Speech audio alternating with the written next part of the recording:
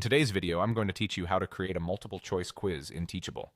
By the end, you'll know exactly where to go in your Teachable dashboard, how to add your quiz, write clear questions, set the correct answers, adjust key settings, and make it live for your students. Start by heading to your Teachable dashboard and opening the course where you want the quiz to live. From there, go to Curriculum. This is the hub where all of your course content is organized, so it's the perfect place to add and manage your lessons and assessments. Make sure you're placing the quiz inside the correct module so it appears in the right order for your learners. Next, add the lecture that will host your quiz. Click Add Lesson within the module, choose Quiz as the lesson type, and give it a clear, descriptive name. A good name helps students understand what the quiz covers, like Chapter 2 Knowledge Check or Module Review Quiz, so there's no confusion. Once the quiz lesson is created, open it and add the quiz block itself. Click Add Content, then select Quiz under Educational Tools. This places the interactive quiz component inside your lesson so you can start building your questions. Now it's time to write your questions. Click Add Question and choose Multiple Choice.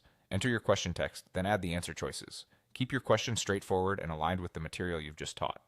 For the choices, aim for one clearly correct option and a few plausible distractors. Short, parallel options reduce ambiguity and make the quiz feel professional. After you've entered the choices, mark the correct answer. Use the radio button next to the correct option to set the key.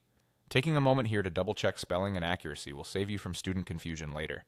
Before wrapping up, configure the quiz settings. Click the gear icon to open the Settings panel. Here you can set a passing percentage that matches your learning goals, allow retakes if you want students to practice and improve, and update the quiz name if you need a clearer title. Think about the experience you want, higher thresholds for mastery or retakes for reinforcement.